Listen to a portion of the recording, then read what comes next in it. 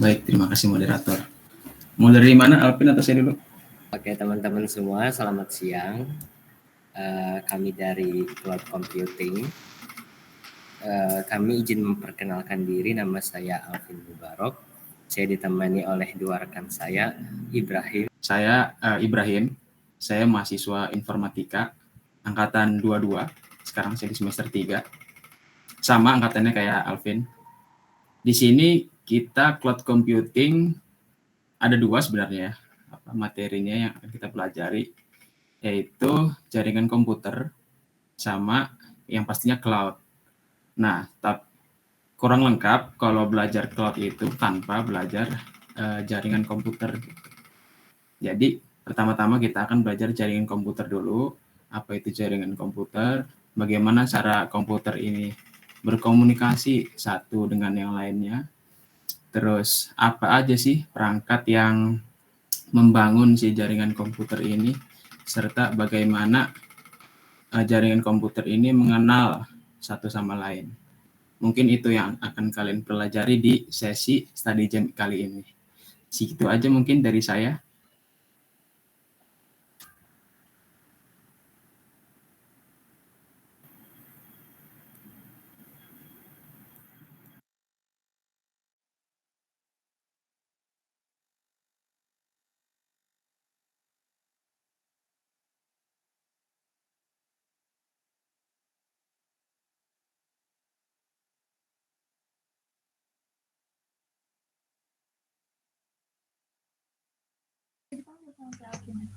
Oke, selanjutnya akan ada ice breaking ya yang akan dibawakan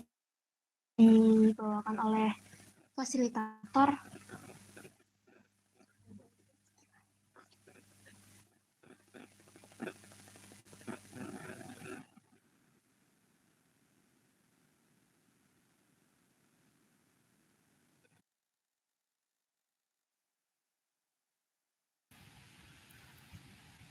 Ya, saya mau bantu dikit nih.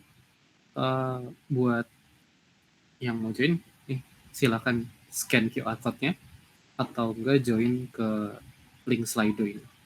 Terus masukin kodenya ya.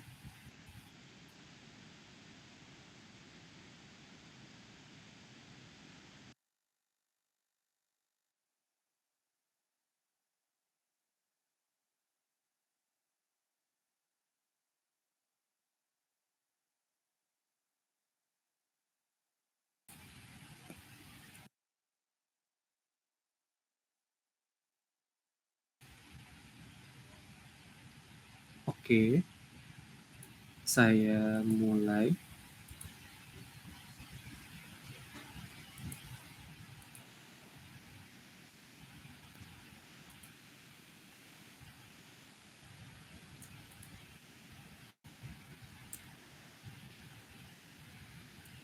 Yuk, diisi guys. Gimana perasaan kalian hari ini?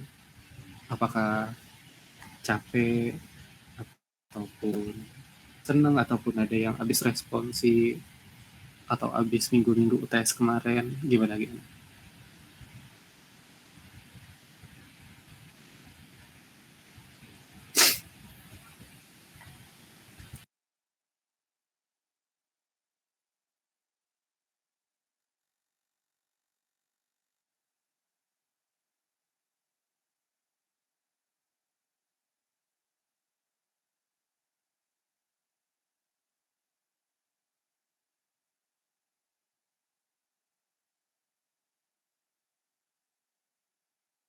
Waduh, banyak yang capek ya. Oke, alhamdulillah lancar. Oke, 50-50 lah ya, kuat dan yang capek butuh tidur.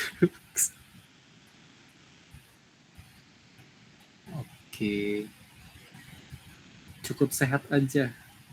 Oke, pusing habis respon, siapa tuh habis respon sih? UTS full nangis, astaga.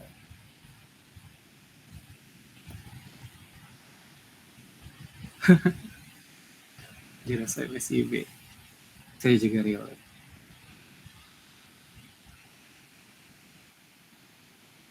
Alpro. Udah. Alpro. MK paling sulit ya. Kalau nggak ngerti apa-apa. Sulit bang itu bang. Apalagi pas habis SMA kan, aduh. Gitu. Iya.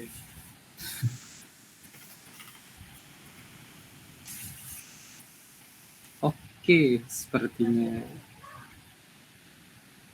sudah cukup banyak yang menulis. Ada 16 orang partisipan ini. Ada 2 orang sedang mengetik. Habis ini karena udah tahu nih UTS ya. Jadi mas-mas fasilitator tolong materinya jangan susah.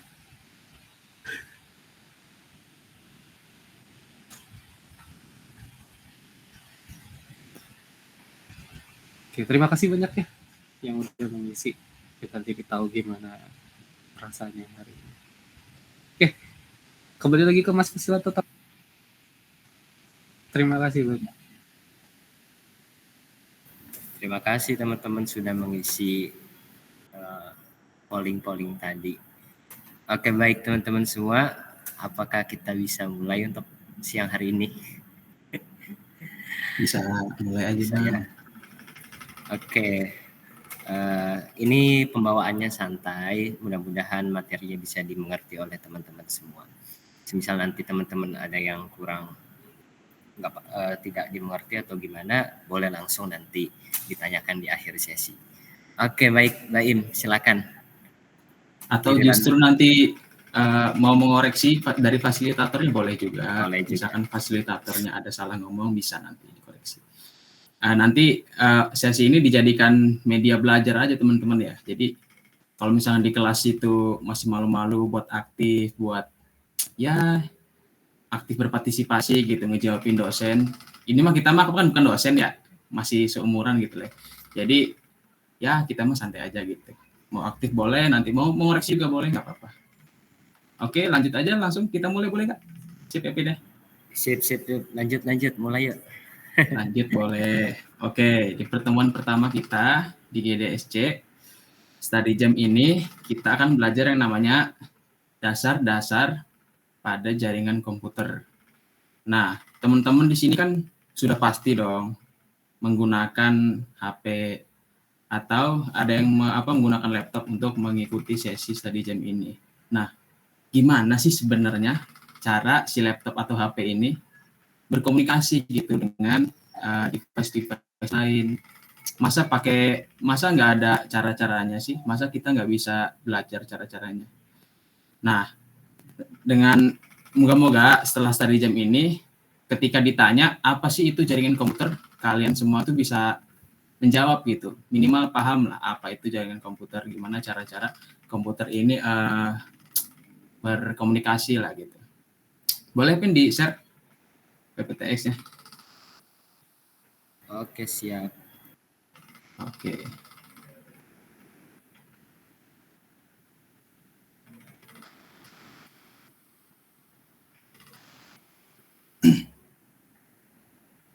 Oh iya, kalau saya dengar sih ada wacana katanya member paling aktif tuh dapat sertifikat atau nggak tahu.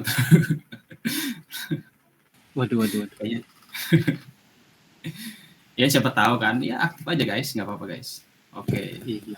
Network fundamental. Di sini fasilitatornya saya itu Alvin Mubarok dan saya Ibrahim. Oke, boleh di next. Nah, ini yang pertanyaan mendasar kita itu. Apa itu jaringan komputer?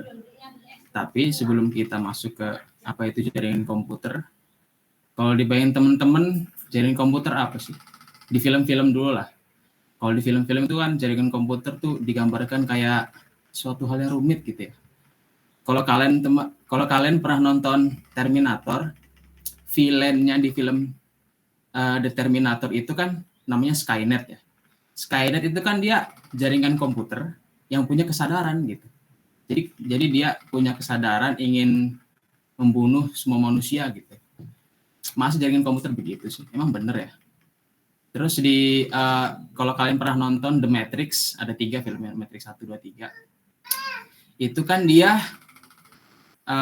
menggunakan konsep di mana manusianya itu dijebak lah di dalam suatu jaringan komputer yang dimana simulasi dari dunia nyata gitu. Jaringan komputer bisa segitu banget ya. Kalau zaman sekarang sih belum ada yang begitu ya guys ya. Dan komputer mah ya paling masih bisa diprediksi lah, masih aman lah. Justru yang ngeri nanti di divisi machine learning lebih ngeri sih kalau menurut saya mah. Oke. Boleh di next pin. Apa itu jaringan komputer? Oke, jaringan komputer adalah a bunch of computer that connect with each other to communicate. Simpel banget guys ya. Jadi sebuah atau beberapa komputer yang saling berkoneksi untuk melakukan suatu komunikasi. Kenapa komunikasi? Agar si komputer ini bisa saling bertukar informasi gitu. Kalau zaman dulu kan kalau ingin bertukar informasi itu kita tuh ngirim surat ya. Di zaman Majapahit lah gitu. Kita ngirim surat ke misalkan ke Surabaya, nah harus melalui jalan dulu, bisa berminggu-minggu bahkan berbulan gitu. Tapi di revolutionary industry kan dibuatlah sebuah jaringan komputer di mana kita itu bisa mengirim informasi secara cepat tanpa perlu pergi ke tempat orang tersebut. Jadi yang pergi ke orang tersebut apanya? Cuma datanya aja guys. Jadi datanya itu yang diubah, lalu dikirimkan melalui suatu media. Nanti kita akan mengenali media-media tersebut. Lalu media tersebut ditranslasikan agar bisa dimengerti oleh manusia. Jadi sebenarnya jaringan komputer itu simpel banget. Jadi beberapa komputer yang saling berkoneksi untuk dengan tujuan komunikasi. Itu aja sih. Dan nanti kalau kalian ditanya apa itu jaringan komputer, nanti kalian jawabnya ini aja, gitu. Nah, terus apa hubungannya sama internet kan gitu kan? Mungkin pertanyaan selanjutnya. Internet itu apa sih? Apa hubungannya sama jaringan komputer? Nah, kalau jaringan komputer itu kan beberapa komputer yang saling berkoneksi untuk melakukan komunikasi. Kalau internet itu kumpulan dari jaringan komputer, jadi kumpulan dari jaringan komputer yang banyaknya itu ratusan ribu bahkan jutaan jaringan komputer yang lebih kecil untuk melakukan komunikasi, gitu. Itu internet. Definisi internet seperti itu guys. Boleh next pin. Oke, pertanyaan selanjutnya, bagaimana komputer itu berkomunikasi? Kalau manusia berkomunikasi kan gampang ya. Cuma tinggal ngomong aja atau bahkan pakai bahasa isyarat juga bisa untuk yang kekurangan gitu. Tapi komputer kan nggak bisa ngomong gitu ya. Bagaimana komputer ini bertukar informasi satu sama lain tanpa harus ngomong? Boleh next pin.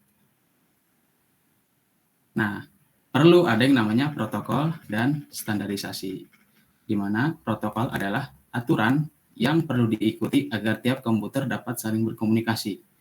Bahasanya agak terlalu books ya.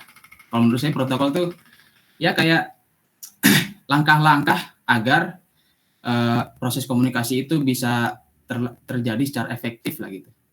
Bayangin kalau kita komunikasi dengan orang yang bahasa aslinya misalkan bahasa Spanyol lah. Bagaimana tuh cara berkomunikasinya?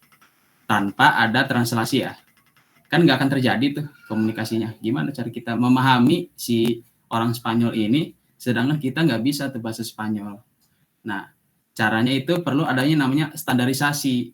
Kalau di dunia kita nih, standarisasinya itu dia bahasa Inggris. Jadi semua orang nggak wajib sih, boleh bisa menggunakan bahasa Inggris untuk berkomunikasi dengan orang lain yang tidak bisa menggunakan bahasa kita, misalkan bahasa Indonesia gitu ya. Kalau dari definisinya, standarisasi itu adalah aturan yang disetujui bersama agar tiap perangkat bisa saling berkomunikasi walaupun berbeda manufaktur. Nah gitu. Jadi di tiap perangkat itu kan pasti pabrik-pabrik kan yang bikin kan beda ya. Misalkan mobil gitu. Mobil itu yang bikin ada Honda, ada Lamborghini, ada Bugatti gitu ya. Terus ada mungkin ya banyak lah. Nah, bagaimana sih kalau mobil kan nggak bisa berkomunikasi ya, beda. Tapi ada device dalam mobil yang bisa berkomunikasi. Itu namanya ya perangkat tertentu lah.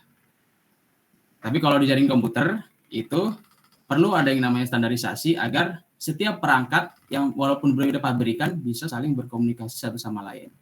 Nah, organisasi yang mengatur standar jaringan ini itu adalah ANSI.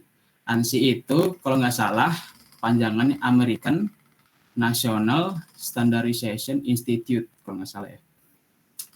Terus IEEE itu Electrical Engineer, 2E-nya terakhir itu ISO-nya International Standard Organization. IETF itu saya lupa ya apa ya. Bisa dicari lagi saya.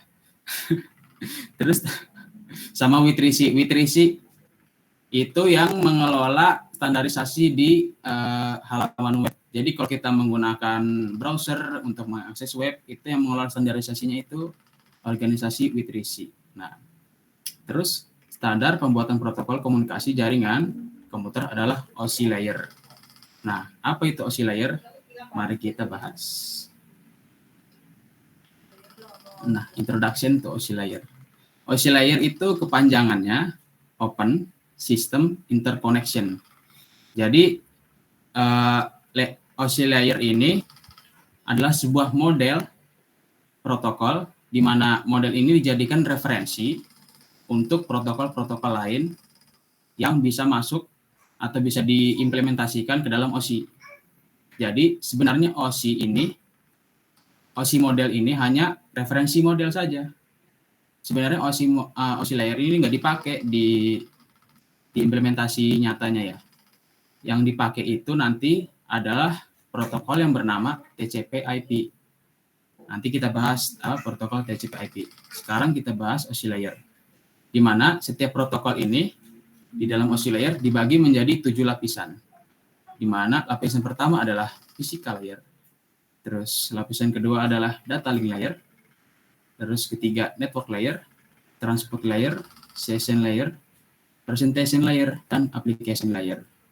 Nah, sebelum kita mengenal lebih jauh tiap-tiap layer, fungsi dari tiap-tiap layer, kita bisa lihat gambar yang ada di kanan. Nah, jika kita ingin mengirim suatu data, misalkan transmitting komputer, jadi komputer yang ingin berkomunikasi, dia itu misalkan memiliki file PDF lah. Aplikasi yang menggunakan file PDF itu kan ya seperti Adobe Reader gitu ya. Nah, terus dia akan masuk ke dalam layer presentation, di mana layer presentation ini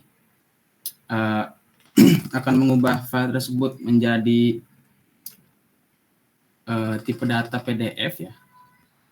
Terus nanti akan dibungkus ke dalam session, akan dibungkus lagi ke dalam transport, akan dibungkus ke dalam network, akan dibungkus ke dalam data link, dan akan dibungkus ke dalam physical.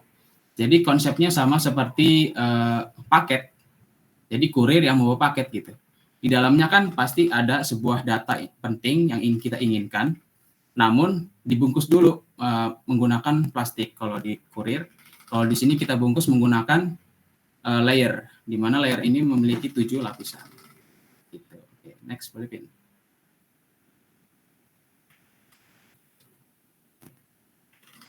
Oke, layer pertama, physical layer. Kalau kita menerima data dari komputer lain, physical layer inilah yang pertama kali menerima data tersebut. Jadi physical layer ini adalah physical device yang digunakan untuk berkomunikasi dengan device lain seperti adapter jaringan. Jadi network interface card gitu, NIC. Mungkin kalian yang punya laptop atau komputer pernah lihat gambar yang ada di kanan itu dia port RJ45. Di mana port RJ45 ini adalah salah satu port Ethernet yang digunakan sebagai media transmisi untuk mengirimkan data antara komputer satu dengan komputer lain. Nah, perangkat ini yaitu NIC tadi adalah lapisan pertama yang menerima semua data yang dikirim ke komputer kita sebelum diproses dari lapisan atasnya gitu. Di lapisan atas physical layer, kalau kalian ingat ada namanya data link. Di situ data link akan memproses data yang dikirim dari physical layer yang dimana physical layer itu menerima data yang dikirim dari komputer lain.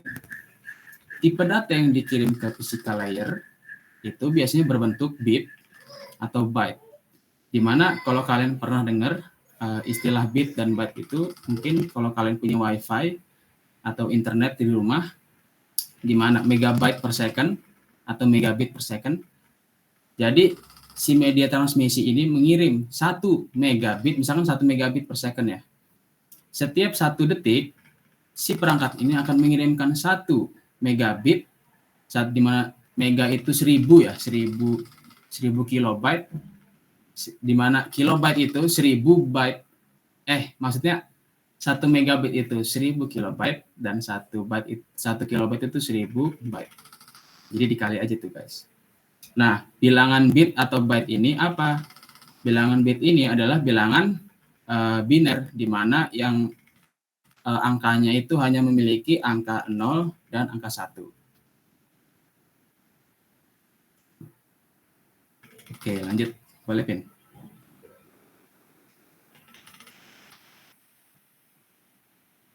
Nah, setelah si physical layer ini menerima data dari komputer lain, data bit tersebut akan diproses dengan namanya data link layer. Di mana data link layer ini adalah sebuah lapisan yang akan memproses bit itu dan mengkonversikannya menjadi sebuah frames. Frames itu dia ada yang namanya MAC address, atau istilah kitanya itu adalah physical address atau alamat fisik. Kalau kalian punya laptop atau kalian sedang buka komputer sekarang, kalian bisa masukin komen namanya ipconfig ya kalau di Windows, kalau di Linux itu ifconfig. Terus kalian cari yang namanya Ethernet atau NIC kalian. Di situ ada MAC address dengan format 80.291. Kalau di komputer saya itu MAC address gitu, 80.291.233.1.b dan seterusnya. Itu namanya physical address. Jadi si physical address ini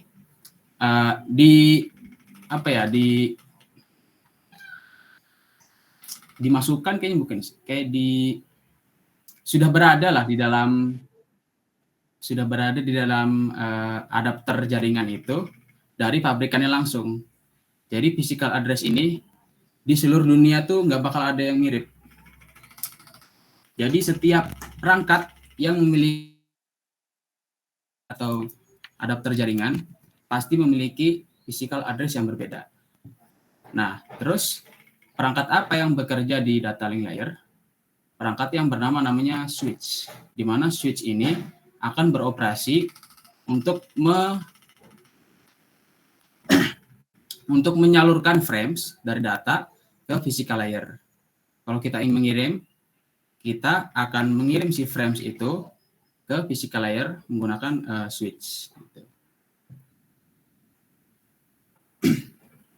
Nah, di data link juga ada namanya error detection dan correction, di mana si error detection-nya akan mendeteksi error jika ada data yang tidak terkirim oleh media transmisi. Gitu. Boleh di next, Pin. Nah, ini perangkat switch ya, guys. Jadi ini perangkat-perangkat yang biasa digunakan di dalam lab komputer atau di warnet gitu ya. Di mana port-portnya ini ada 24 menurut saya.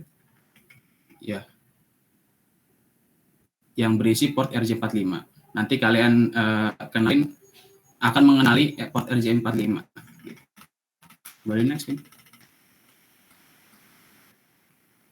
Nah, layer ketiga yaitu network layer, di mana di dalam network layer ini ada protokol yang namanya IP address. IP itu panjangannya adalah Internet Protocol, di mana IP address adalah sebuah angka yang unik untuk mengidentifikasi perangkat agar perangkat kita itu bisa berkomunikasi dengan perangkat lain. Gitu. Di dalam lapisan network, frames yang sudah dibuat oleh data link layer akan dikonversikan menjadi tipe data paket. Terus network layer itu akan menghandle semua tugas untuk merouting. Jadi jika komputer kita itu ingin berkomunikasi dengan komputer yang misalkan jauh atau beda dari jaringan lokal kita, itu ada proses yang namanya routing. Jadi merututkan paket sesuai dengan IP address gitu. Nah, fungsi utama dari network layer itu ada dua, yaitu logical addressing atau IP address dan routing. Di mana routing itu adalah ketika komputer ingin mengirim paket, di mana routing itu adalah ketika komputer ingin mengirim paket di luar dari jaringan dia sendiri gitu. Boleh di next ini? Oke. Ini adalah perangkat network layer ya. Perangkat network layer itu ada router. Bentuknya router macam-macam ya. Ini adalah salah satu bentuk dari router. Kalau kalian punya internet di rumah, biasanya kalian akan dikasih sebuah router, yang dimana router itu memiliki antena biasanya untuk access point, wireless access point, dan ada beberapa port di belakangnya untuk dijadikan switch.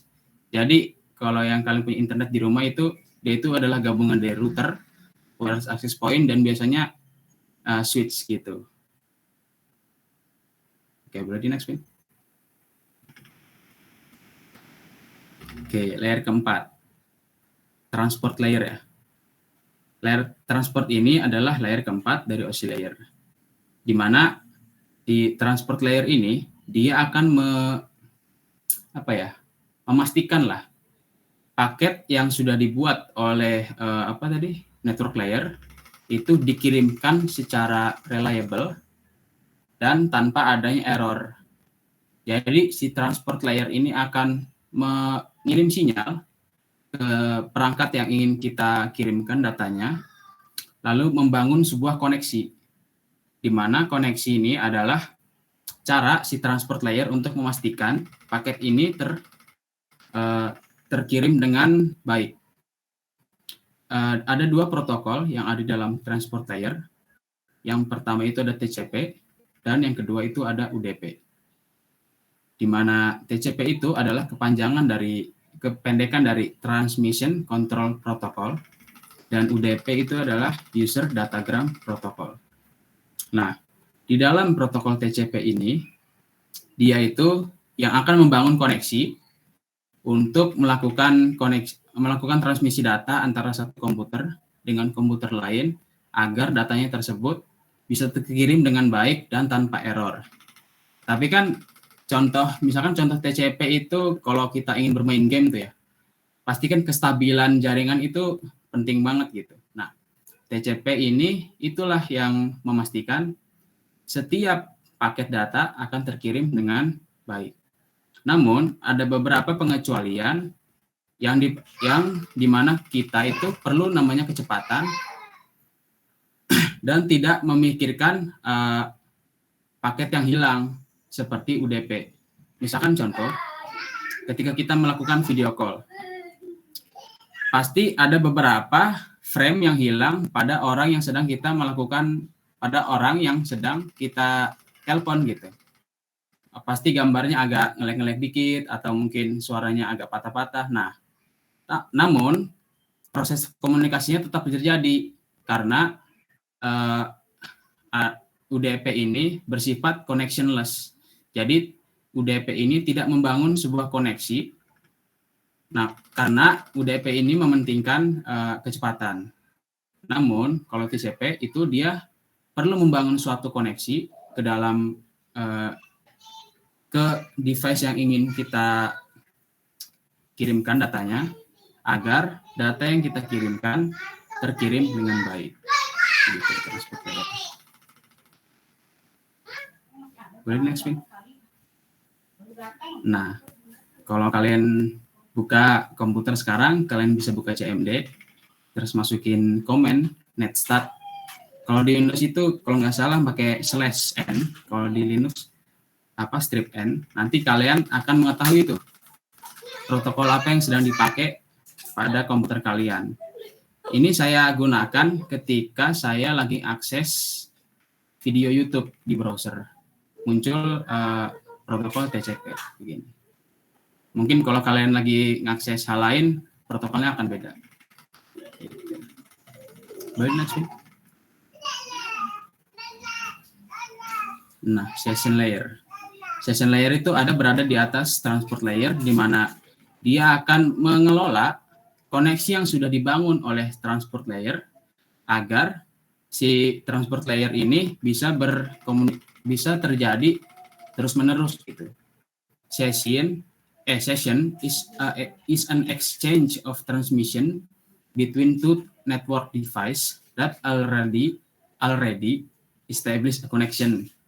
Jadi session layer ini adalah pertukaran transmisi antara dua jaringan yang berbeda, antara dua perangkat jaringan yang sudah memiliki koneksi sebelumnya. Nah, koneksinya siapa yang membangun itu?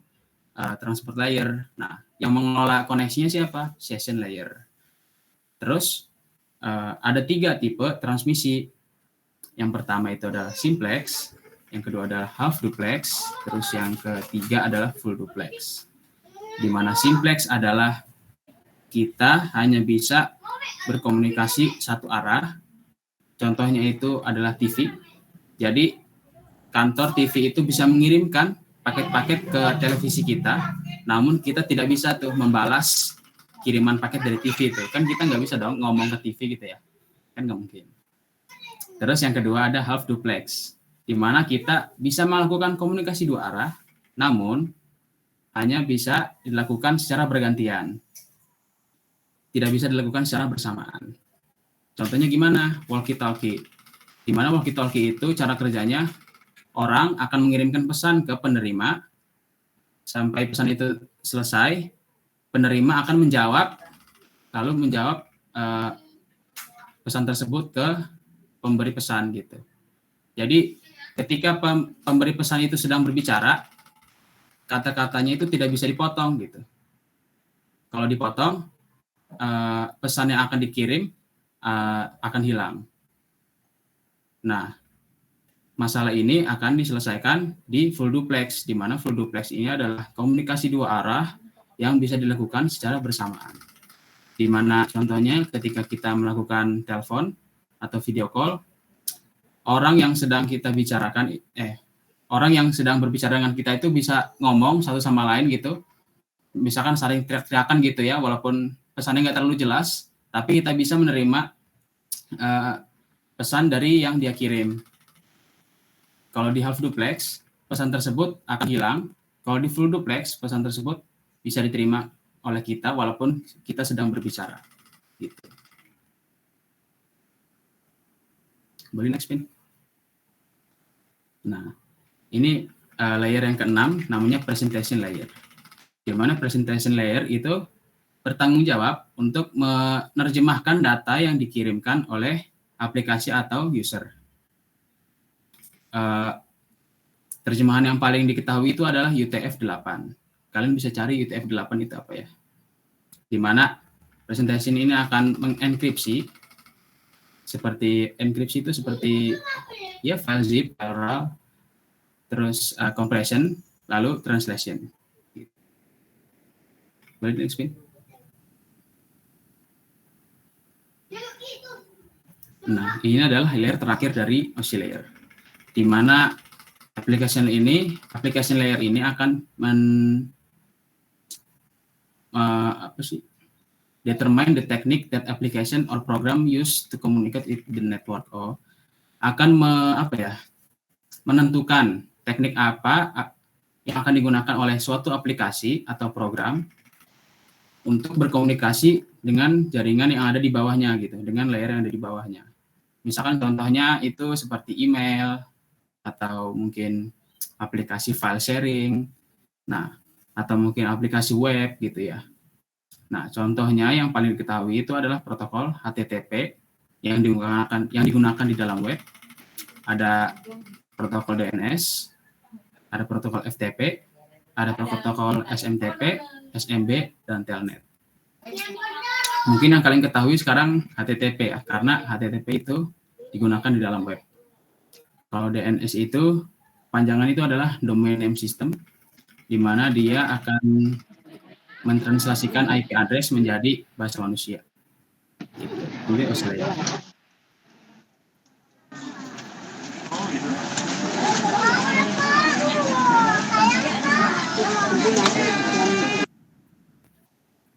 Boleh next, Vin?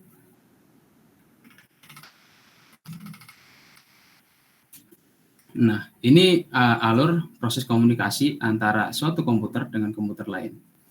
Pertama-tama, si aplikasi itu akan, misalkan email ya, kita akan mengirim email yang dimana presentation itu akan mengenkripsi data kita, lalu session itu akan mengelola koneksi yang sudah dibangun oleh si transport. Lalu di dalam transport ini data akan diubah menjadi segmen, di mana segmen ini memiliki protokol TCP atau UDP.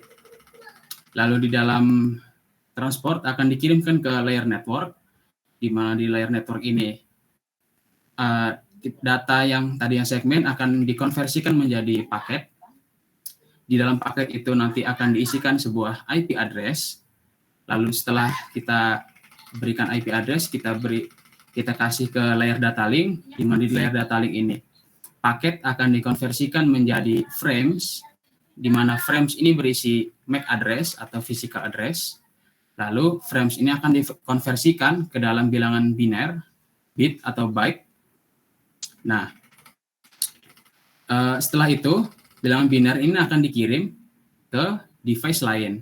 Di sini contoh device-nya adalah router ya, karena router ini bekerja di layer ketiga, yaitu network, di mana data akan masuk ke dalam router, ke bilangan biner akan dirubah menjadi frames, frames akan diubah menjadi paket, paket akan dirubah menjadi segmen, lalu setelah segmen pindah lagi ke routernya keluar, sama lagi diulang lagi, segmen berubah menjadi paket, paket berubah menjadi frames, frame menjadi byte, byte masuk ke dalam komputer penerima, lalu komputer penerima akan memproses data yang tadi dikirim untuk dikelola. Gitu. Proses komunikasinya seperti itu, guys.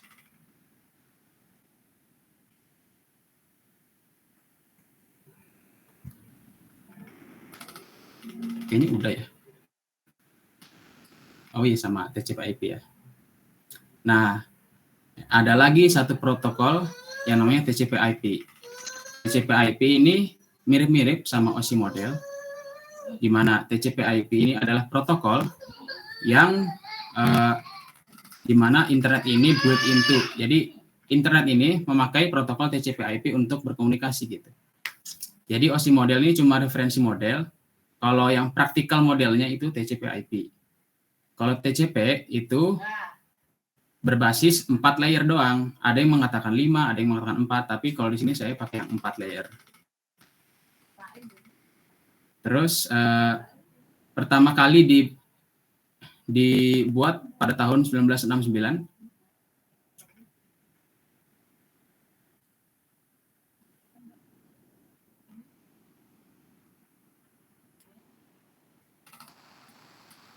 Kita jaga lagi, maaf.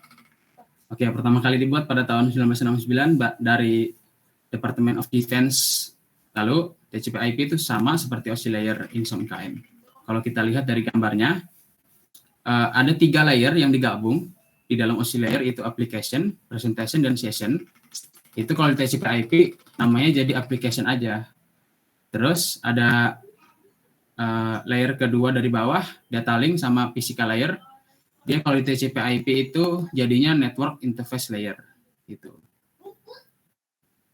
Kalau secara protokol mirip-mirip seperti OSI layer, di mana application itu ada HTTP, FTP, Telnet, SMTP, transport ada TCP, UDP, dan network itu ada IP, serta network interface layer-nya ada Ethernet, token ring, sama lain-lain gitu. Mungkin itu aja sih kalau dari saya penjelasannya. Saya serahkan ke Alvin atau saya lagi? Katanya mau ice breaking. Ice breaking dulu. Boleh Boleh. sih. Supaya nggak ngantuk karena jam-jam rawan-rawan ngantuk. Oke. Saya udah siapin quizzes. Saya izin kirim dulu ya. Oke, Nggak baik, bisa susah-susah di-share kok screen guys. aja ya. Oke, boleh. Izin ya. Saya boleh ikutan nggak? Boleh, Bang. Boleh bang. Boleh bang. Tapi nggak ngerti apa-apa.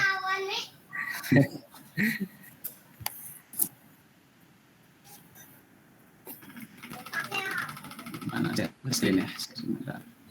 Protokol internet itu udah lama banget ya dibuatnya. Betul. Dari IP baru lagi.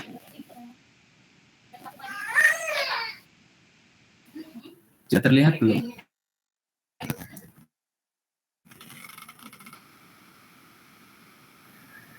Belum kelihatan.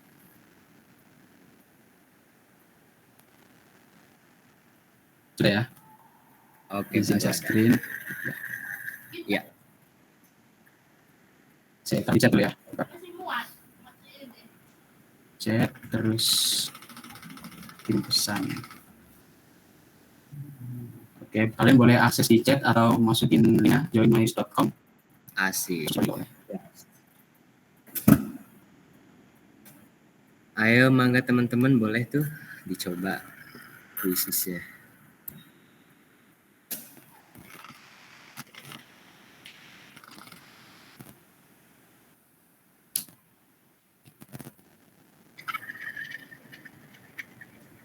Biasa aja yang kayak survei. Ya Lutfi, oke, nah ayo.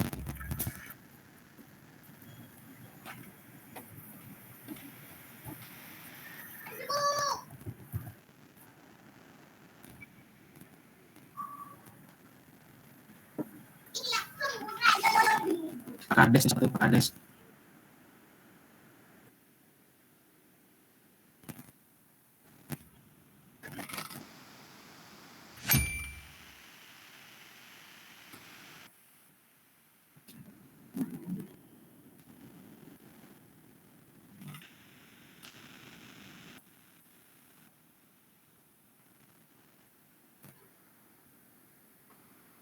Ya, Dika kayak di remove aja kayaknya. Waduh, Eh,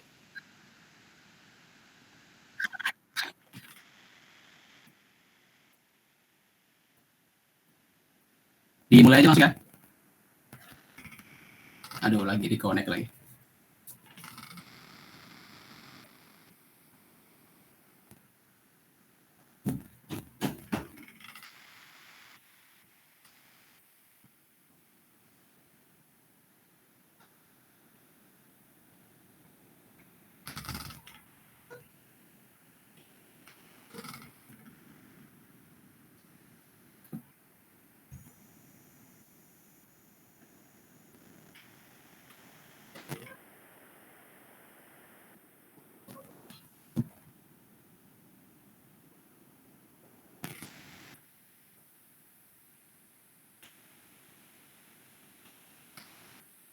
Jadi semua di-connect.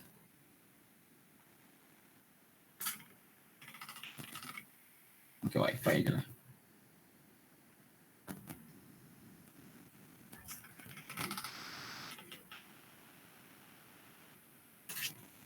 Ini aja. yang belum join linknya ada di chat.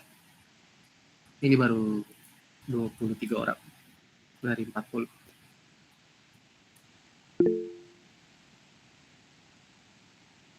Nah, sekalian ada link buat absensi, silakan diisi.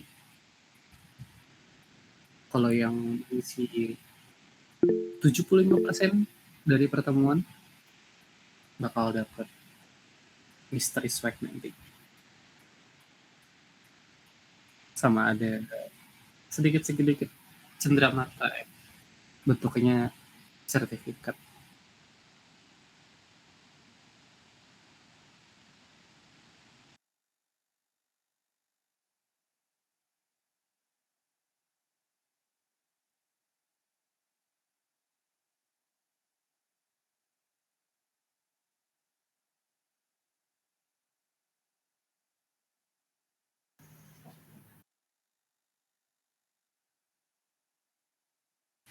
Gimana bisa?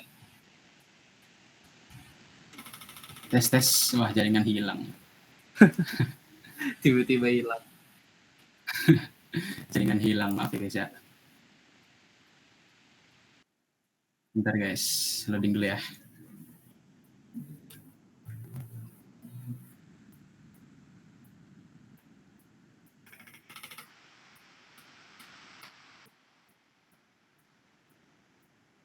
Share screen-nya mati ya? Iya, mati. Mati. Nggak share screen lagi.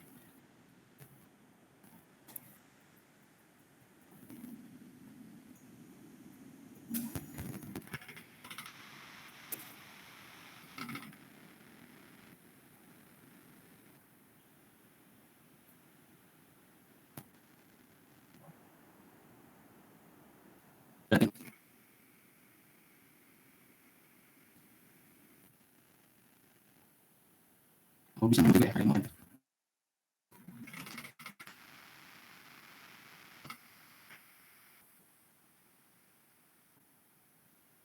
Udah. Kita start aja.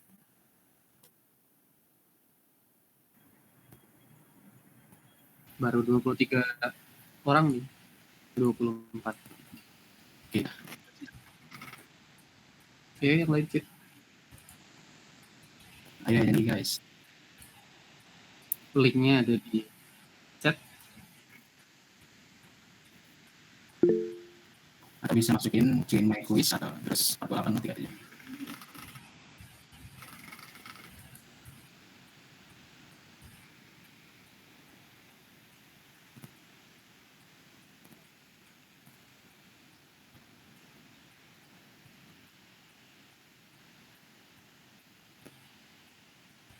Oh iya, sesi saya sampai jam berapa ya? Masih ada kok, masih ada.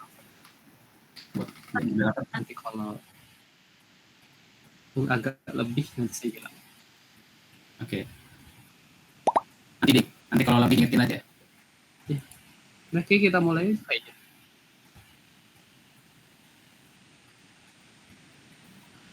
Kayaknya udah stuck di 24 nih. Kita mulai aja kali ya? Boleh. Oke, boleh sih kita mulai. 1, 2, 3. Ayo kita mulai.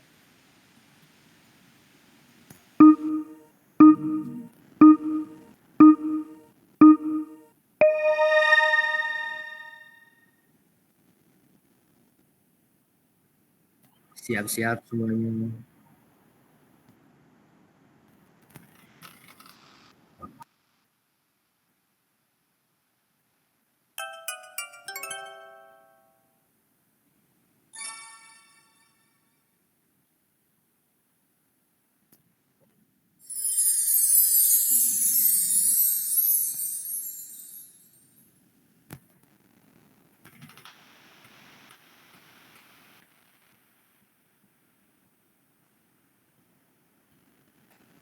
Semangat.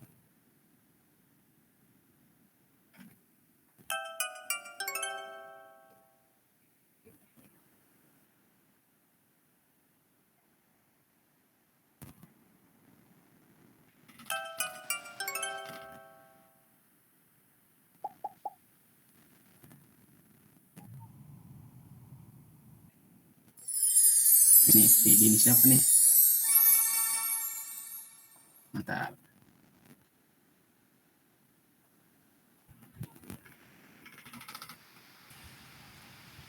Wih, siapa tuh yang pertama? Oke. Namanya VDY atau VD. Siapa VD ini?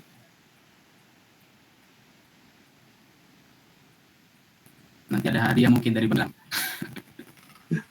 Dapat apa Mas Ibrahim?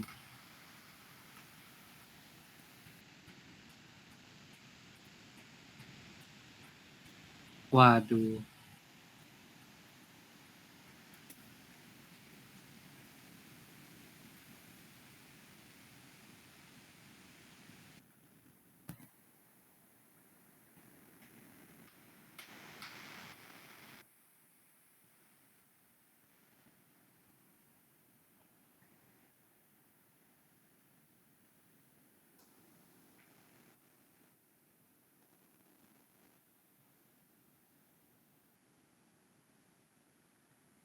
Oh ini.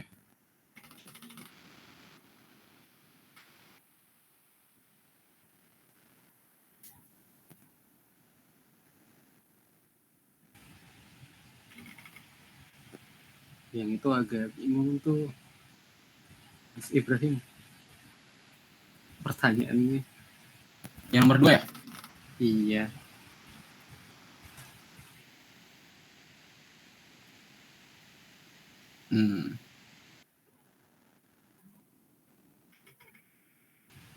Ini juga masih banyak. 6.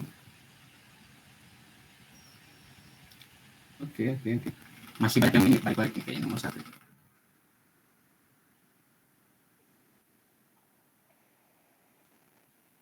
Oke, kita bahas satu-satu ya guys ya. Walaupun masih pada kerjaan juga nggak apa-apa deh. Nah, yang tidak masuk ke dalam organisasi standarisasi jaringan adalah kita sudah menjabarkan kalau ISO itu masuk. Masuk. ANSI masuk. Nah, sini modelnya. Jadi model yang dibuat tuh OSI-nya, organisasinya itu ISO, ANSI gitu guys.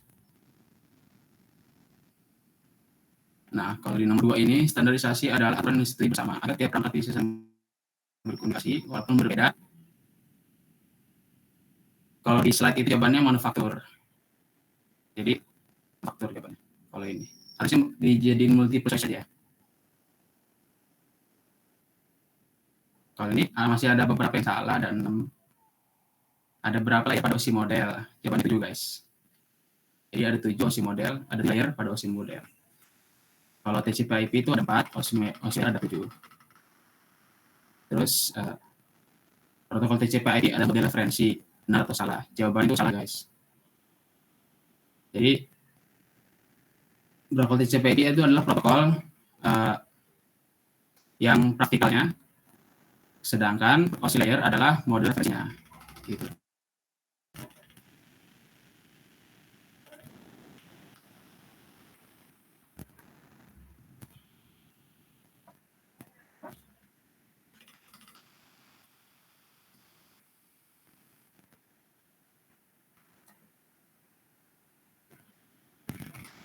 Jadi jangan kebalik guys. Masih bebas. ISO itu organisasinya. Kecil anjing sesatu Android. OSI itu modelnya. Hah?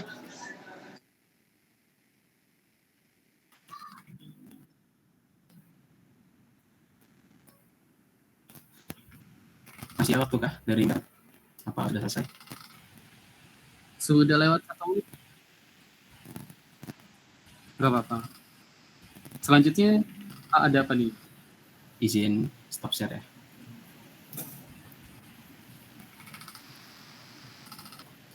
Oke.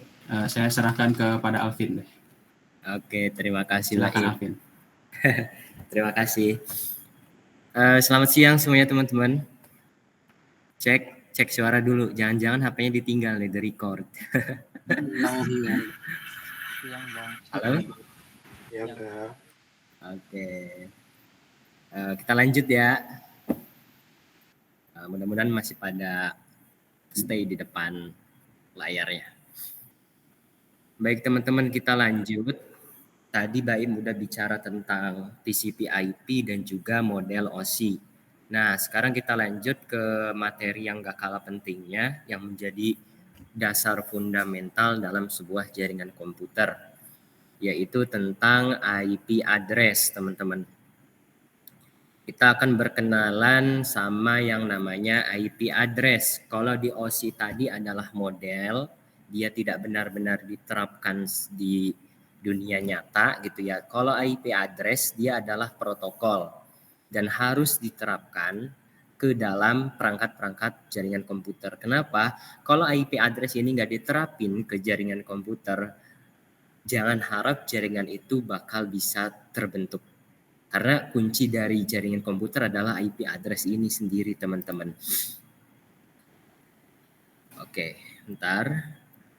Kalau kita baca pengertiannya, IP address itu adalah seperangkat aturan yang mengatur bagaimana komunikasi data dapat berjalan. Seperangkat aturan. Jadi IP address ini adalah protokol yang sudah disepakati di seluruh negara di dunia ini. Jadi kalau teman-teman nanti pergi misalkan ke negara manapun, pasti dia menerapkan IP address dalam hal jaringan komputernya. Karena ya tadi ya prinsipnya IP address adalah protokol yang sudah disepakati. Kemudian kita berbicara tentang IP address. IP address itu memiliki dua jenis teman-teman. Apa aja? Yang pertama adalah IP address jenis IP versi 4. Satu lagi ada temennya IP versi 6. Namun untuk IP versi 6 kita tidak bahas di pertemuan ini. Kita bahas dulu yang IP versi 4-nya. Jadi IP versi 4 itu teman-teman memiliki panjang 32 bit. Kemudian dia juga memiliki sifat unik, teman-teman. Unik di sini maksudnya tidak mungkin satu IP address itu digunakan oleh dua device atau lebih. Artinya, satu IP address hanya bisa dipakai oleh satu buah device atau perangkat. Tidak mungkin teman-teman nanti kalau masuk ke dunia jaringan, ketika mengkonfigurasi, teman-teman pasang tuh konfigurasinya 2 laptop, 1 IP yang sama. Nah, itu nggak bakal bisa, teman-teman. Karena IP versi 4 sifatnya adalah unik. Kemudian juga dia sifatnya itu universal, teman-teman. Maksudnya universal apa? IP versi 4 ini protokol yang sudah digunakan di hampir seluruh negara di dunia. Nggak ada tuh. Kalau teman-teman misalkan pergi ke negara mana gitu ya. Kok ini nggak ada alamat IP-nya? Pasti ada. Karena ini adalah sudah kesepakatan dari sananya, teman-teman. Kemudian juga IP versi 4 juga bisa mendefinisikan koneksi suatu perangkat ke internet. Jelas, tujuan adanya IP adalah untuk mengkoneksikan satu perangkat ke perangkat lain gitu. Ibaratnya kita ingin mengirimkan sebuah surat gitu ya ke tujuan. Ini ada tujuan di sini. Nah, untuk mengirimkan sebuah surat itu kita butuh sebuah alamat kan. Nah, alamat itu kalau di komputer kita sering sebut sebagai IP address. Jenisnya adalah IP versi 4. Lanjut, kita langsung berkenalan aja gimana sih cara penulisan dari IP versi 4 itu. Ada 2 cara sebenarnya, teman-teman. Pertama, IP versi 4 itu bisa dinotasikan dengan bilangan biner. Bilangan biner seperti yang teman-teman udah tahu yaitu 0 dan 1. 0, 1, 0, 1 itu aja angkanya, nggak ada yang lain gitu. Kenapa? Karena pada dasarnya sistem komputer dia hanya mengenali bilangan biner saja. Komputer tidak akan mengenali bilangan desimal. Namun untuk mempermudah manusia membacanya, maka bilangan biner tadi dikonversi ke dalam bilangan desimal. Kalau teman-teman ingat, bilangan desimal itu nilainya dari 0 hingga 9 gitu. Jadi kalau teman-teman lihat, ini yang saya buletin ini, yang saya lingkari, 00, 000000, 10. Nah, ketika dia dikonversi ke dalam bilangan desimal akan menghasilkan nilai 1 gitu ya. Prinsip konversinya adalah ingat dari perpangkatan 2. Kemudian seperti yang udah saya jelaskan tadi, alamat IP versi 4 ini memiliki ukuran 32 bit. Semisal kita punya IP 192.168.1.1. Nah, 32 bit ini diperoleh dari pembagian oktet. Masing-masing oktetnya memiliki panjang 8 bit. Nih, ini nih disebut oktet. Nah, masing-masing oktetnya dia panjangnya 8 bit. Sehingga dari 4 oktet tersebut diperolehlah panjang 32 bit. Jadi 8 bit dikalikan dengan 4. Kenapa 4? Karena dia ada 4 oktet. 1, 2, 3, 4. Maka diperolehlah panjang sebesar 32 bit. Kemudian jumlah IP versi 4 di seluruh dunia saat ini adalah mencapai 4.294 juta sekian atau 2 pangkat 32. Nah, angka 4 miliar ini di tahun 2011 sudah habis teman-teman. Jadi sekedar informasi aja, IP versi 4 sekarang sudah habis.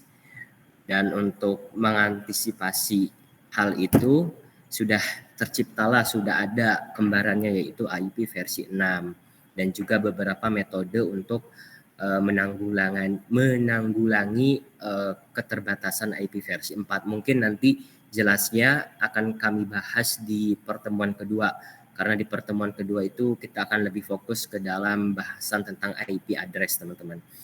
Ini sekedar pengenalan saja. Ini yang sudah kita sebut, sudah saya jelaskan tadi. IP versi 4 tadi dibagi ke dalam beberapa oktet. Nah, ini ya dibagi ke dalam beberapa oktet. Setiap oktetnya berukuran 8 bit. Nah, ini adalah proses konversi dari nilai biner ke nilai desimalnya. Kalau oktetnya nilainya 1-1 semua, kita konversi dengan menggunakan prinsip perpangkatan 2, maka didapatlah hasil konversinya adalah 200-255. Oh iya, sekedar informasi saja. Untuk panjang dari IP versi 4 sendiri itu dimulai dari 0 hingga 255.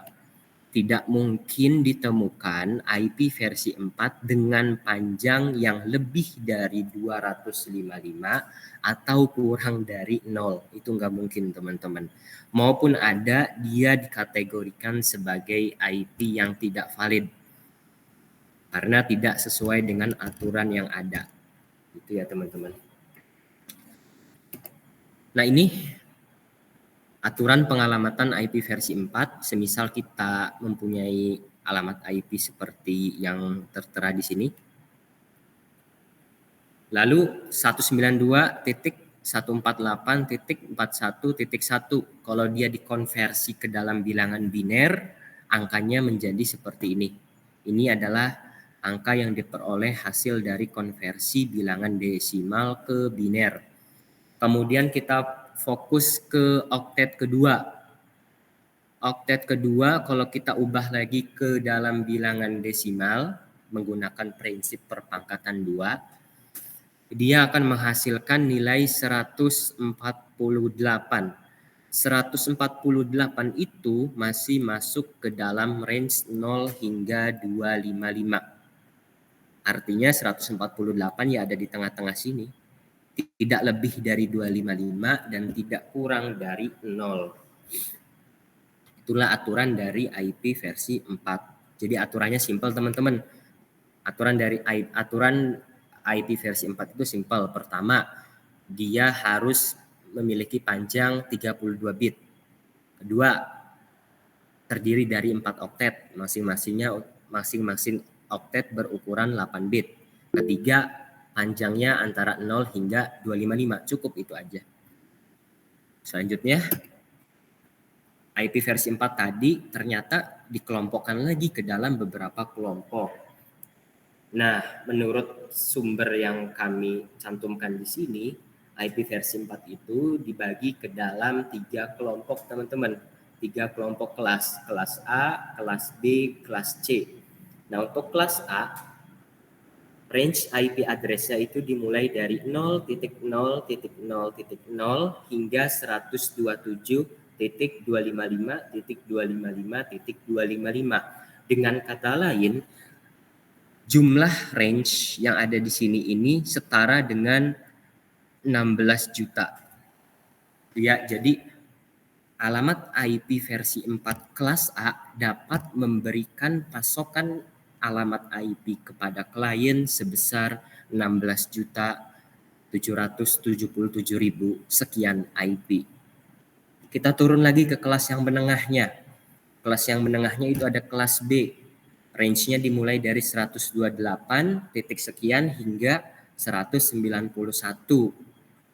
Nah, kelas B ini mempunyai pasokan IP atau jumlah host-nya sebesar 1.048 IP. Turun lagi dia ke kelas C. Ini kelas C dimulai dari 192 hingga 223 dengan jumlah host atau pasokan IP yang bisa diberi sebanyak 65.000.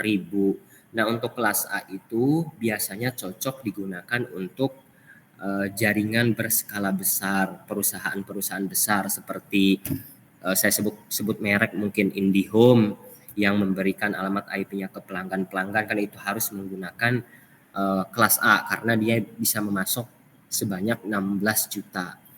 Kemudian kelas B 1 juta, ini untuk jaringan-jaringan skala menengah. Contohnya lah yang paling gampang Untirta. Kalau teman-teman mungkin nanti main ke kampus FT, coba perhatiin deh, IP-nya dimulai dari 172. Nah, 172 ini masih masuk dalam range yang ada di sini. Artinya, dia masuk ke dalam kelas B. Kemudian yang skala kecilnya, untuk skala kecilnya kita bisa menggunakan alamat IP versi 4 itu dengan pasokan IP sebanyak 65.536 IP. Gitu. Biasanya ini untuk di lab-lab, mungkinnya lab komputer, kalau teman-teman pernah main ke sana, dicek aja IP-nya pasti 192. Ya atau enggak kalau lab itu menggunakan jaringan yang sama dengan kampus, ya dia menggunakan alamat IP 172. Gitu ya teman-teman. Ini pembagiannya. Sebenarnya ini adalah notasi binernya. Lanjut. Setelah tadi dikelompokkan berdasarkan kelasnya, alamat IP versi 4 juga mempunyai beberapa sifat. Dua diantaranya adalah privat dan public. Dari kelas A, alamat IP yang termasuk ke dalam IP privat itu dimulai dari 10 hingga 10.255.255.255. Kelas B dari 172.16.0.0 hingga sekian 172 sekian. Begitupun kelas C. Nah, maksudnya apa? IP privat ini yang akan digunakan untuk jaringan lokal. Ya, jaringan-jaringan lokal, jaringan-jaringan pribadi. Tidak boleh alamat IP privat ini digunakan untuk publik, itu tidak boleh teman-teman. Karena yang berhak mengakses publik adalah alamat IP publik. Alamat IP publik adalah alamat yang tidak ada di range ini. Jadi yang tidak ada di range yang dimasukkan di tabel ini sudah dipastikan dia adalah alamat IP publik. Gitu teman-teman. Contohnya apa? Contohnya misal katakanlah 1.1.1.1. Nah, ini alamat publik teman-teman. Ini nggak boleh digunakan di jaringan lokal. Kenapa? Kalau ini digunakan di jaringan lokal, misalkan ketika teman-teman ingin mengakses situs Apnik, itu nggak bisa. Kenapa? Ya karena yang dihubungi oleh teman-teman alamat IP teman-teman sendiri. Itu ya. Jadi alamat IP publik itu nggak boleh digunakan dalam jaringan privat. Dia khusus untuk jaringan global kalau yang IP publik. Oke. Sampai di sini dulu. Mudah-mudahan bisa dicerna ya teman-teman. Cek, suaranya ada kah? Saya nggak ngelihat ini nih. Ada Pin. Ada Pin, tadi ada yang teriak-teriak. Oke. Baik. Kameranya mati.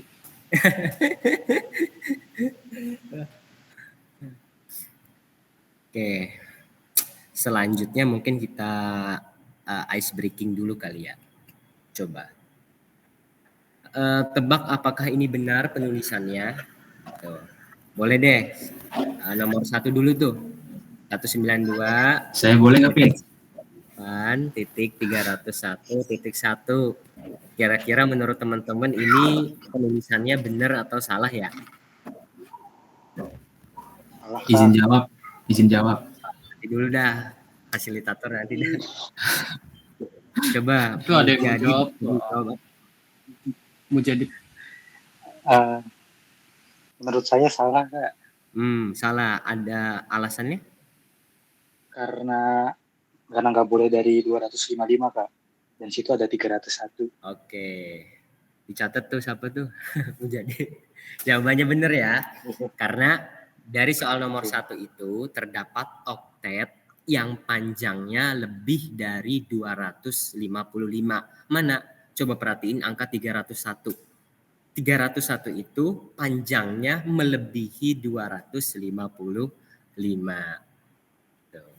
Jadi kalau ini dimasukin ke konfigurasi komputer teman-teman, auto error nggak bakal bisa connect gitu ya. Oke, terima kasih Mujadid. BTW Mujadid dari jurusan apa? Informatika Kak. Angkatan? Angkatan 23. Oh, berarti adik kelasnya Mbak Im. Iya Kak. Let's go informatika, let's go. Oke. Nomor 2. Ada alamat IP sekian. Kira-kira itu penulisannya benar atau salah, teman-teman? Oke, Rio Fildi. Silakan. Itu penulisannya salah karena ada 1, 2, 3, 4, 5, 6 oktet. Harusnya kan maksimal 4 oktet doang. Sip. Dicatat lagi tuh siapa tuh Amel? Rio Fildi. Dari jurusan apa, Rio? Elektro. Wah, mantap. Bang Gilang. Adik kelasnya Bang. Kan adik kelas Anda juga.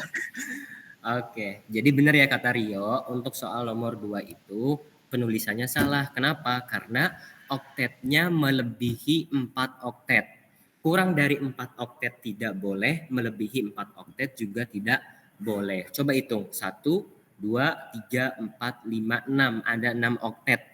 Kalau 6 oktet, ya 8 kali 6 udah hasilnya beda. Panjangnya bukan 32 bit lagi. Tuh. Selanjutnya, nomor 3. Ini kira-kira bener nggak atau salah nih nomor 3 nih?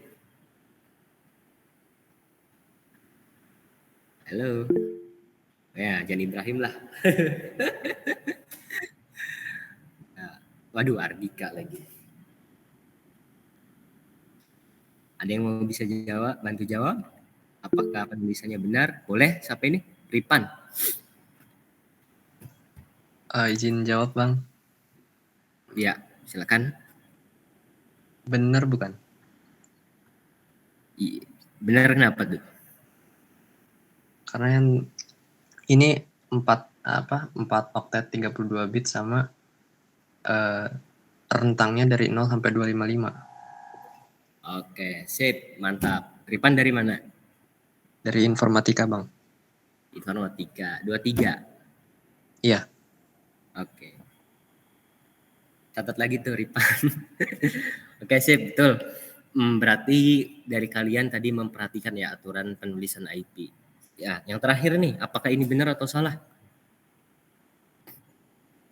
2001.2 0 db8 .2 8.9. Ini benar atau salah?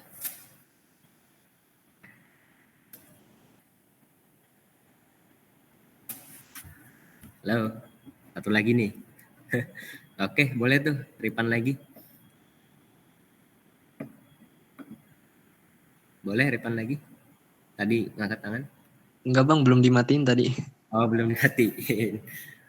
Gimana Him? Ini benar atau salah Him? Ardika tuh, Ardika. Ardika tuh sok. Enggak, Ardika. Boleh.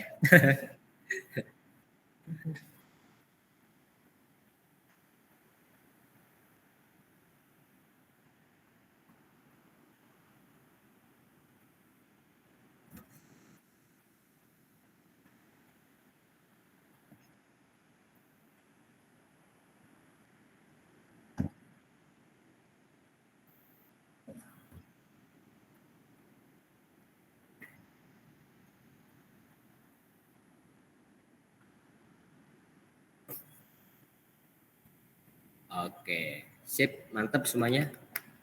Alhamdulillah berarti pada merhatiin nggak ditinggal pergi. Oke, Terima kasih semuanya yang sudah menjawab. Ada Rio, ada siapa tadi, Ripan. Terima kasih, kita lanjut. Kita clear ya masalah tentang IP. Nah, selanjutnya kita harus juga kenalan sama yang namanya infrastruktur jaringan. Infrastruktur itu ya semacamnya kayak alat-alat jaringan lah gitu. Ada apa aja? Yang utama itu sebenarnya ada 3, teman-teman. Pertama, router. Nah, ini router.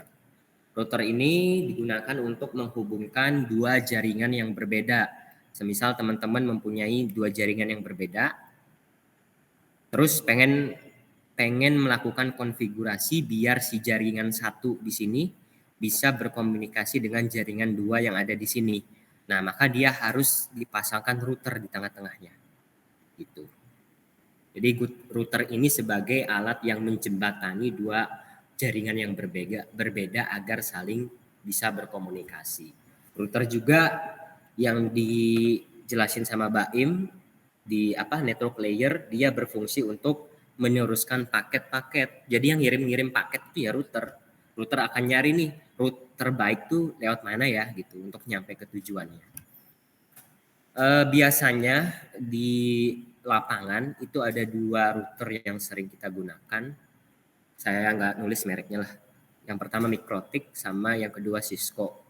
Kalau Mikrotik itu dia konfigurasinya lebih kepada GUI, Graphical User Interface. Kemudian kalau yang Cisco dia lebih ke command line gitu ya, pakai script perintah gitu. Kalau yang Mikrotik kan tinggal klik selesai aja gitu. Ini kebetulan saya pasangnya nih router Mikrotik nih. Kayak gini bentukannya. Kemudian yang kedua itu ada Cisco Switch. Switch ini juga merupakan perangkat utama, switch atau enggak hub. Bedanya kalau switch dia jalannya di layar 2 data link, kalau hub dia jalannya di layar 1 fisikal. Dia yang digunakan untuk menghubungkan beberapa komputer lokal yang ada di bawahnya. Misalkan kita punya 10 komputer. Ini ada berapa nih? 1, 2, 3, 4, 5, 6, 7, 8, 9, 10. Jangan 10 guys, 20. Misalkan 20 komputer. 20 komputer ini akan dihubungkan ke internet.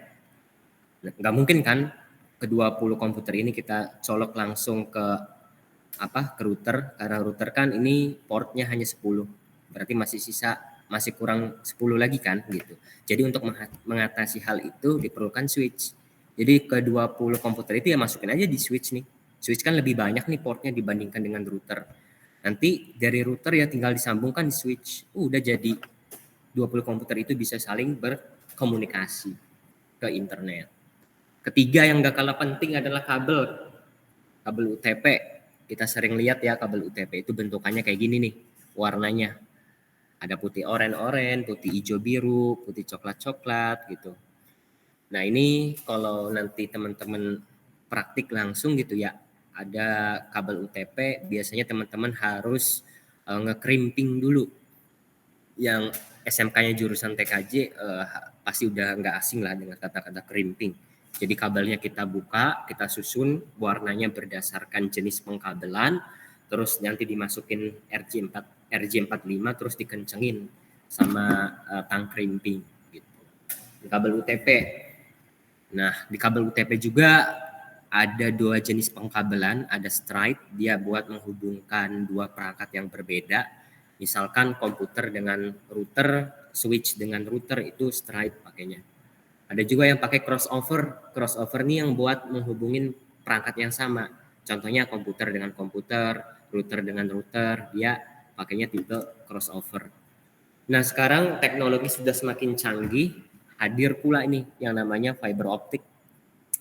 Sebelum bahas fiber optik, di sini ada yang udah pernah megang fiber optik? Megang aja dulu, konfig nanti.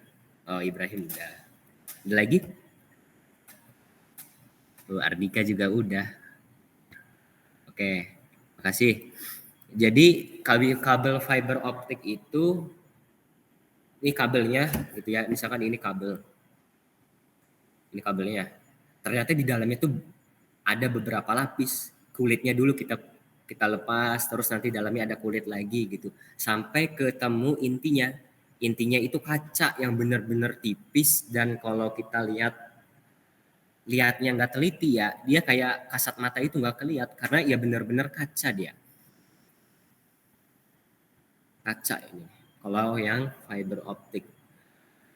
Dan tentu untuk proses pengkabelannya juga, proses penyambungannya agak sedikit lebih rumit dibandingkan dengan UTP. Kalau UTP kan ini jelas nih warnanya bisa kita lihat nih, kabelnya juga bisa kita pegang. Beda dengan fiber optik, kabelnya tipis, kaca, kesenggol sedikit langsung patah. Inilah. Tapi dalam segi kualitas transfer, jelas fiber optik jauh lebih cepat dibandingkan dengan kabel UTP. Gitu ya. Kalau kabel UTP kan jarak 100 meter udah kacau tuh sinyalnya. Tapi kalau yang fiber optik mau 2 kilo, mau 5 kilo juga masih oke dia. Tidak mengenal jarak kalau fiber optik. Kemudian ada access point. Sebelum ke access point, ke ini dulu lah. Ke network interface. Jadi kalau di komputer itu biasanya ada nih port LAN atau enggak USB Wi-Fi gitu ya. Ini penting, kenapa? Untuk menghubungkan ke jaringan. Kalau nggak ada ini ya kita gimana cara menghubunginnya, kan gitu. Kemudian ada access point. Ini biasanya untuk memancarkan dari router biasanya nih. Dari router disambungkan ke access point. Nanti di access point ini setting nih SSID-nya apa? SSID. Misalkan Ibrahim. Nanti di SSID Ibrahim ini dikasih key-nya, key 2 PSK atau PSK.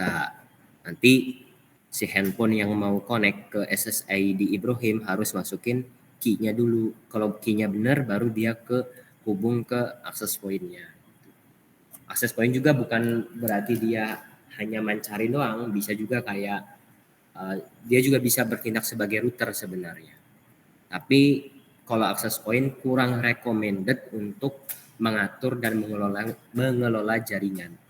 Ya karena memang kalau untuk mengelola jaringan secara optimal ya harus menggunakan router gitu. Gini, infrastruktur. Mungkin kalau teman-teman nanti mau ada tambahan server, boleh silakan. Yang penting ini sih sebenarnya. Ada berapa nih? 1, 2, 3, 5 lah. 5 perangkat utama dalam jaringan. Tuh. Mau tanya deh, dari teman-teman ada yang udah pernah megang salah satu dari perangkat utama ini? Enggak? Megang aja dulu. Belum ya? Access point belum pernah megang? Oke, boleh. Kalau belum pernah. Udah, Bahim udah. Ya, kebetulan di Lab Iconic kalau teman-teman mau megang, itu ada alatnya.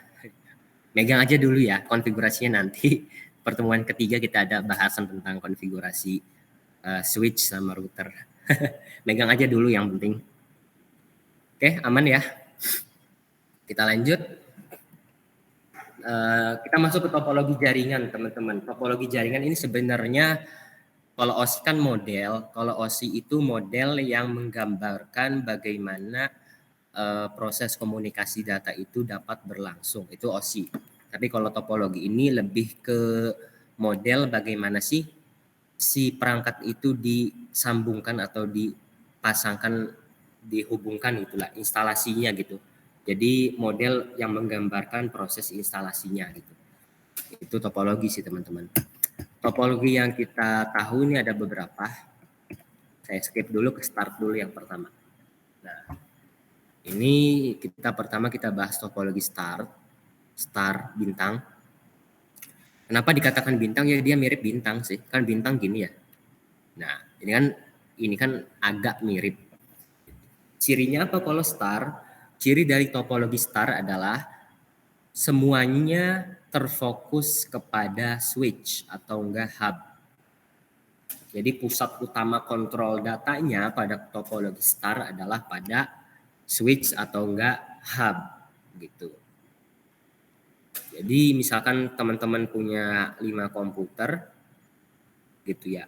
Ya tinggal dipasang aja dengan topologi star, si switch-nya taruh tengah, kemudian kelima komputer itu tinggal sambungin aja ke switch. Nah, itu udah jadi topologi star gitu. Nah, dalam proses transmisinya kalau topologi star, katakanlah ini komputer A. Ini komputer B. Oke, misalkan komputer A pengen ngirim data ke komputer B. Nah, datanya dikirim lewat kabel ini nih, kabel UTP dikirim.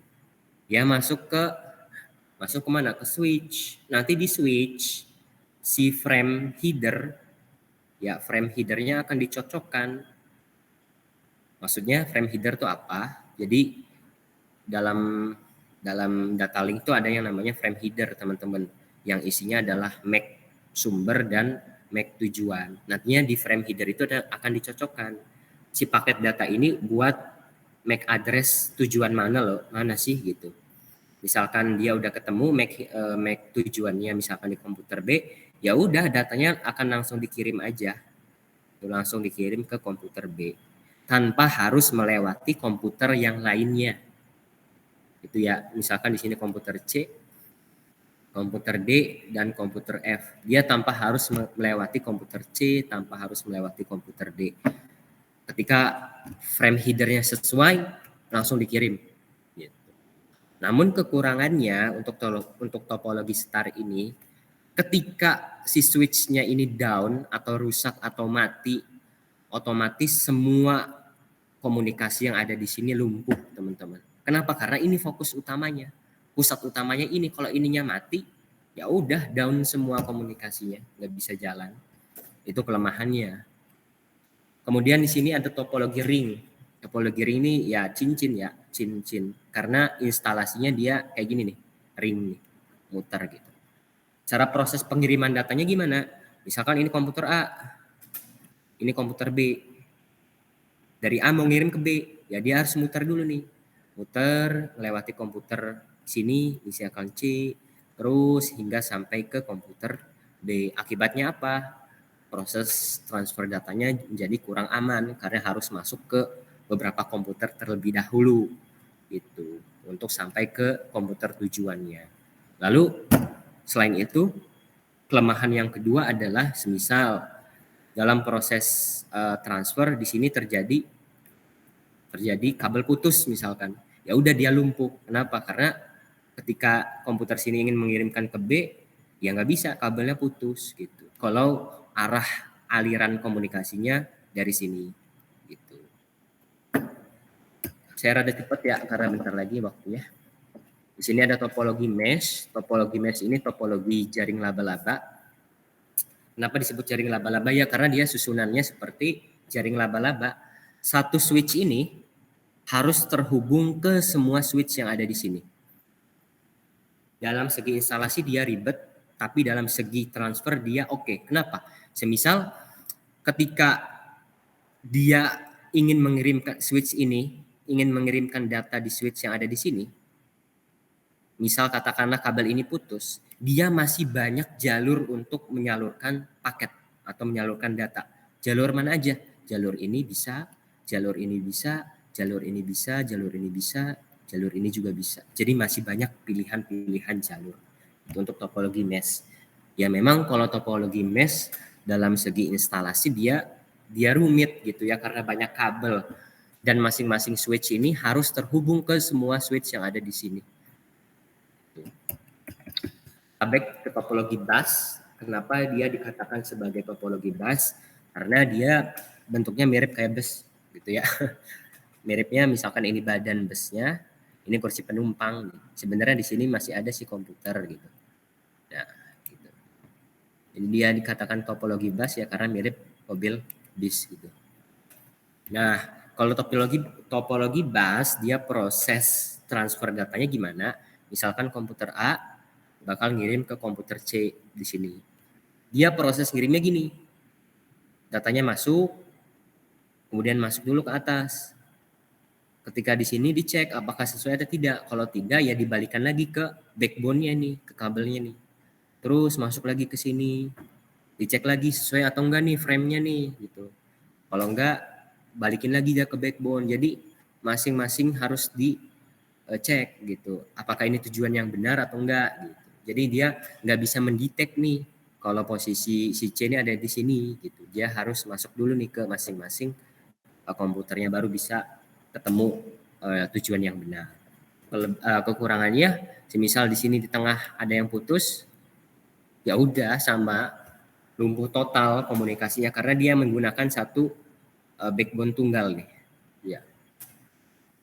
Kemudian juga di topologi bus kalau ada pergantian atau masang alat baru, dia juga agak susah ya dalam proses instalasinya.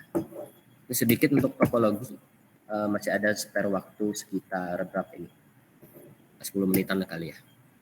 Kemudian juga ada jaringan berdasarkan cakupan area. Ada LAN, ada MAN, ada WAN. LAN itu untuk jaringan yang jaraknya nggak lebih dari 10 meter. Contohnya di mana lab komputer. Lab komputer itu masuk ke dalam jaringan LAN. Kemudian WAN lebih luas lagi cakupannya. Contohnya gimana? Jaringan kampus Untirta Pakupatan, jaringan kampus Untirta Sindangsari, jaringan kampus Untirta Cilegon. Ketiga jaringannya bisa saling komunikasi, itu disebut dengan WAN, menghubungkan dua LAN yang berada di lokasi yang jauh. Kalau WAN, contohnya gimana? Internet ya, kita misalkan di sini, di Serang, bisa menghubungi orang yang berada di Amerika. Itu kan menggunakan teknologi WAN. WAN itu gabungan dari beberapa MAN, gitu, singkatnya lah. Lanjut, kita masuk ke arsitektur jaringan. Sebenarnya kalau arsitektur jaringan itu secara konsep ada dua, teman-teman. Yang pertama adalah client server, yang kedua adalah peer to peer. Kalau client server, semua sentral atau semua pusatnya kita serahkan ke yang namanya server, sehingga komputer klien ini hanya bisa mengupload dan menerima layanan dari server. Itu. Sehingga kalau ini diterapkan ke dalam sebuah perusahaan, jelas ini menjadi solusi yang paling aman dalam manajemen data gitu. Karena datanya disimpan dalam suatu pusat khusus, dan itu yang mengelola adalah orang-orang khusus gitu. Dia digunakan untuk menyimpan data yang kita upload gitu dari klien. Itu untuk client server. Kemudian yang kedua itu ada peer to peer. Peer to peer ini jaringannya yang mana si komputer satu ini katakanlah dia bisa bertindak sebagai server dan bisa bertindak sebagai klien. Kapan dia bertindak sebagai server? Ketika dia menerima masukan gitu ya. Ketika dia menerima masukan dari, contoh sederhananya. Misalkan ini komputer 1, ini komputer 2. Oke. Komputer 2 menyimpan filenya di komputer 1 dengan service yang berjalan, itu file sharing, katakanlah file sharing. Nah, secara tidak langsung dia sebenarnya sedang menjadi server komputer 1 karena dia menerima data dari komputer 2 untuk disimpan di komputer 1. Kemudian komputer 3 ini. Komputer 3 di sini misalkan ada data video, misalkan. Komputer 1 ingin mengambil data di komputer 3 gitu ya, mengambil data di komputer 3. Nah, pada saat mengambil inilah dia bertindak sebagai klien karena meminta, istilahnya gitu, meminta.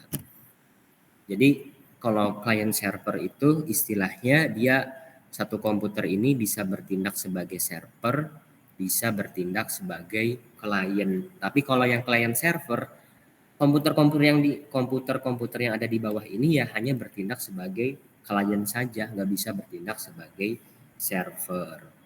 Gitu, teman-teman. Habis materinya. Gitu materinya. Teman-teman. Gak berasa ya. Tadi agak sedikit speedrun gitu. Oke. Sekian materinya teman-teman. Kami kembalikan ke Amel, moderator. Mangga Mel. Oke, kepada teman-teman peserta yang ingin bertanya, dipersilakan bisa mengangkat tangannya atau bisa bertanya di kolom komentar. Mau ngebantah pendapat saya sama Mbak Im juga boleh. Kayak kurang setuju nih katanya pendapatnya kalau peer to peer itu bisa bertindak sebagai server atau klien, boleh gitu. Gimana? Iya, kalau mau kayak gitu juga boleh, nggak apa-apa. Ayo guys. Atau mungkin ada yang mau diperbaiki dari omongan ini, penjelasannya mungkin ada yang salah. Atau Sebenarnya yang tadi gampang, itu misalnya ada yang mau ditanyain.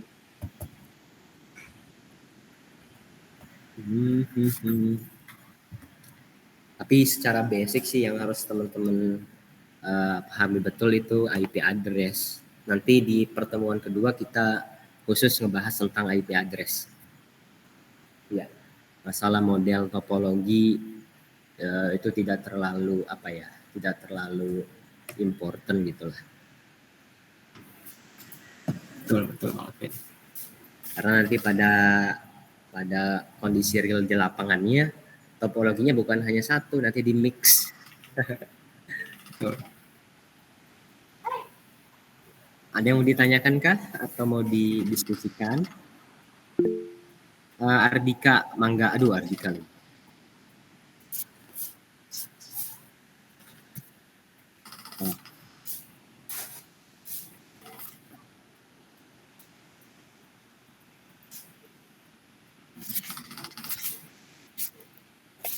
Ya.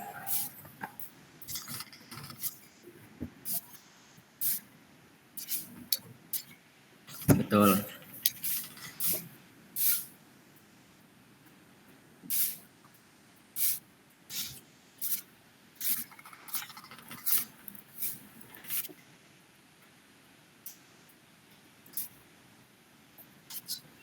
Iya. Oke, paham. Gimana Ibrahim mau jawab? Alvin aja dah, Alvin aja. Oke, jadi sebenarnya itu permainan orang-orang ISP. Permainan orang-orang ISP. Tadi saya udah bilang bahwa IP versi 4 itu udah habis di 2011 ya.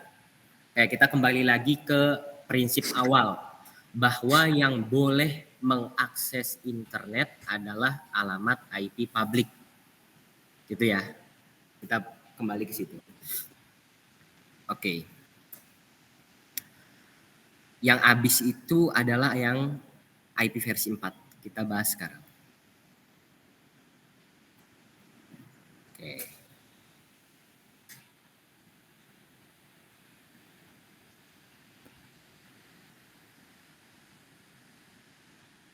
Ini router katakanlah. Dan ini misalkan servernya Google yang ngirim akses ke sana. Oke, pertama adalah bagaimana, jadi intinya ginilah. IP versi 4 kan udah habis, kok masih bisa mengakses internet sekarang? Nah, itu sebenarnya ada yang namanya proses NAT. Network Address Translation. Itu. Misalkan ketika suatu ISP mengasih alamat IP publik sekian, katakanlah 10.10.10.10.1. Nah, ini alamatnya misalkan alamat IP publik dari ISP misalkan. Kemudian menurut prinsip kan yang boleh mengakses internet adalah alamat IP publik kan. Kalau nggak publik nggak boleh. Gitu. Artinya IP publik ini harus kita pasang di setiap komputer kita. Itu satu. Bayangkan kalau kita punya 5 komputer. Berarti ada 5 IP publik yang harus dikasihkan di masing-masing komputernya kan. Jangan salah, alamat IP public ini harganya mahal. Kita beli itu mahal, alamat IP public. Nah, alamat IP public ini yang sebenarnya habis, teman-teman.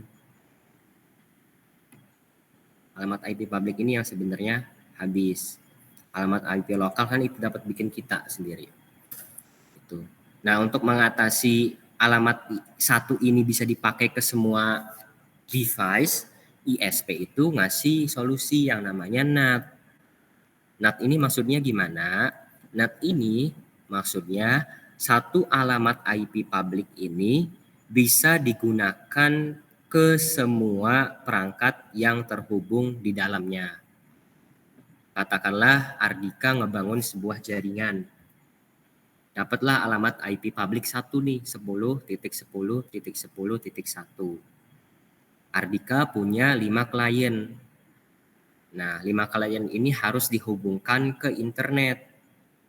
Berhubung alamat IP yang nggak cukup buat ngehubungin ke internet, maka diterapkanlah prinsip atau konsep dari NAT, Network Address Translation.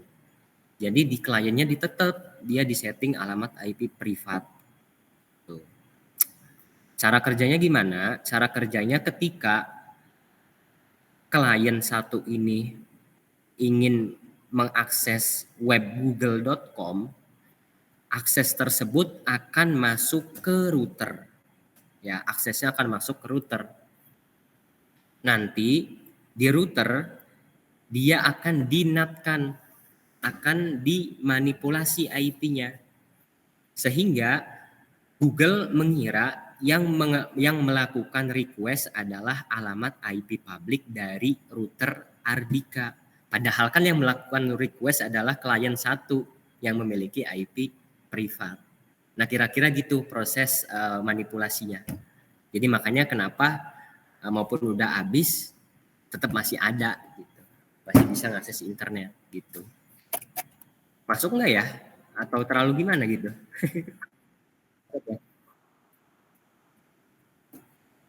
Itu ya, satu IP public dinatkan, jadi bisa dipakai nih ke semua jaringan yang ada di rumah kita gitu. Kalau IP ya, yang habis itu sebenarnya yang IP publiknya ya. Kan IP public itu yang didaftarin di internet registry. Nah, itu yang habis tuh. Yang privat nggak habis, soalnya kita yang bikin sendiri, kita yang ngarang-ngarang sendiri. Gitu. Oke. Gimana Im? Dari Baim gimana? Berarti setiap traffic yang masuk ke dalam server Google harus melalui ISP dulu ya? Harus Berarti kalau buka situs-situs yang begituan harusnya tahu dong ya ISP ya? Harusnya tahu dong, iya. Karena Harusnya. di ISP kan ada fitur NAT-nya juga. Nah, itu guys, yang biasa buka situs-situs. Nah, Tapi bisa dimanipulasi sama VPN. Nanti kita bahas lah. oke, siap. Ada lagi? Sus.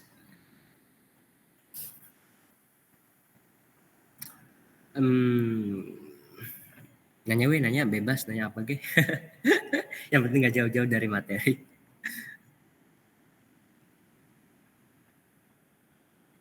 Mungkin pertanyaannya ini kali, Pin. Kita kan udah belajar nih jaringan komputer nih.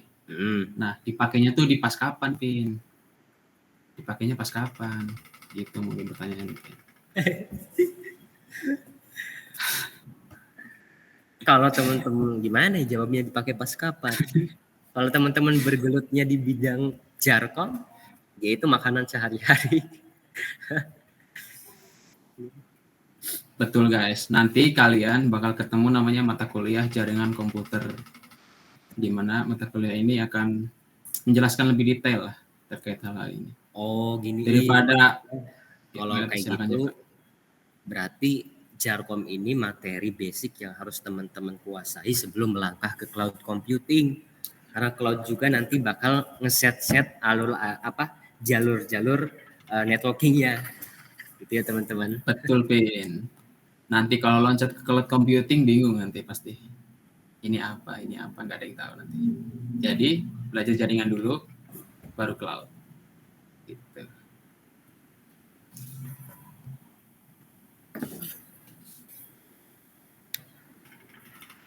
Mana ada lagi Emang- kah? Emang nanti konfigurasi ini jaringannya pakai apa, Pin? Nantilah rahasia itu. Oke ya. Nanti ada praktek. Nanti juga ada hadiah kok, hadiah nanti. Hadiahnya juga dikumpulin nanti. Tenang aja.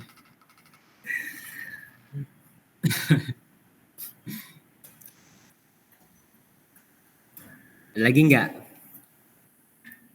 Coba dites dulu nih, kayaknya ditinggal nih HP-nya. Cek, halo. Kumaha yang lain? Aman Bang, aman. Aman, oke. Awas aman-aman nanti. Iya. Di sini santai aja, kalau mau nanya aja nggak apa-apa. Iya, dijadiin platform buat belajar aktif diskusi, belajar berpartisipasi.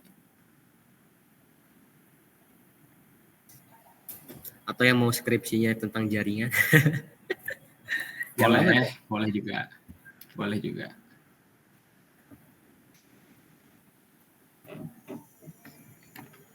Gitu ya, tadi yang belum pernah megang alatnya, mangga ditunggu nih, ada kok alatnya. Pegang aja dulu. Senin sampai Jumat, jam 8 sampai jam 5.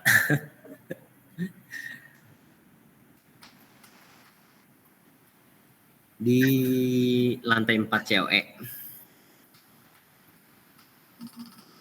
Ini FT semua kan ya, nggak ada yang lain. Kalau ada juga ya nggak apa-apa, sekalian kita berdiskusi tentang jurusan selain FT.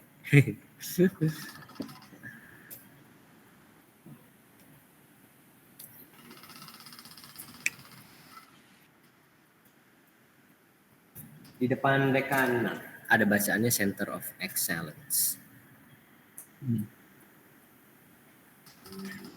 Gitu ya teman-teman, terkait materi yang kami bawain, Ibrahim dan juga saya. Jadi teman-teman kalau masih belum paham, kami juga memohon maaf. Mungkin dari penjelasan kami ada yang kurang dimengerti atau lain sebagainya. Gitu ya. Kalau tidak ada yang mau ditanyakan lagi, mungkin saya kembalikan ke moderator, Mangga Mel.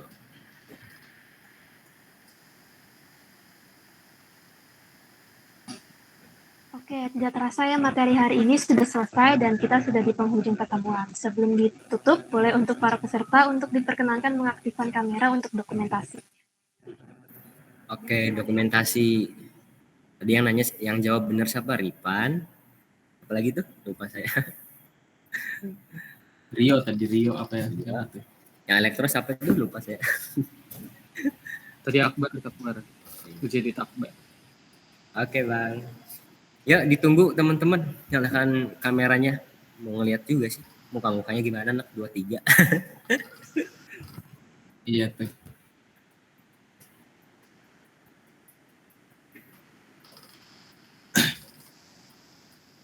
Oh iya teman-teman. Udah tahu belum ketua GDSC-nya? Bang Gilang. Takut belum tahu. Iya, jangan sampai nggak tahu sih itu mah. Siapa tuh? Waduh. Halo. Yuk.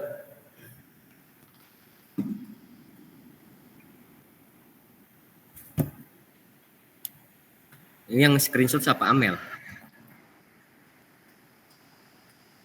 Katanya kalau ikut semua, bukan semua sih, kebanyakan study jam, bukan kebanyakan ya, apa ya bahasanya ya, kalau ikut banyak study jam 75% dapat sertifikat guys. Lumayan loh itu. Jangan lupa isi ya presisinya. Ya. Ya. Nih Lumayan. saya bisa screenshot nih. Terdapat semua.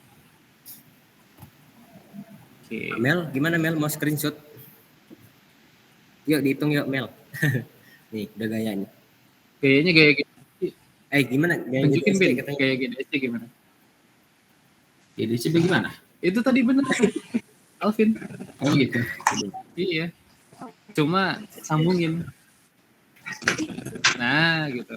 On cam dulu, guys. Nah, on cam dulu. Ini kamera Ya saya kayak nggak bisa GDSC. play. Cam dulu. Iya Oh, sih. itu keren saya.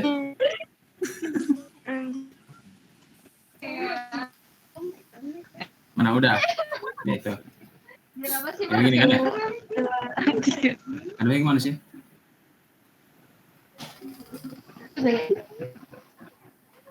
Ya siap ya. 1, 2, 3. Tuh, gini sih. Oke, ganti gaya. Gaya apa? Bebas. Ya jangan kayak gini nanti bahaya lagi. Nah, itu dong. Bahaya. Politik. Gaya bapak-bapak tahu kan? Oh gini kayak bapak-bapak. Nah, Nah, jempol. gitu bagus. 1, 2, 3. Ya. Oke. Sudah Oke. semuanya. Sudah. Sip. Ya, balik lagi ke Akil. Kasih Terima kasih udah mau datang, guys. kami akhiri warahmatullahi Waalaikumsalam. Waalaikumsalam warahmatullahi wabarakatuh. Waalaikumsalam. Terima kasih banyak atas partisipasi teman-teman. Terima kasih Bang. Terima kasih. Terima semua. kasih, Bang. Konsisten ya teman-teman ya. Jangan ya, pokoknya itu. Kasih itu dulu Jangan apa? apa? Ya. Terima kasih semuanya. Terima kasih semua. On time kita selesai di jam 3. Nggak apa-apa, bagus. Harusnya selesai 35 drill on time ya. Alhamdulillah. Oke, terima kasih semuanya Bang Gilang, Ibrahim, Ardika, semuanya Korvin. Saya duluan ya. Terima Yuk. kasih ya. Ya, sama-sama. Terima kasih para core team member udah datang.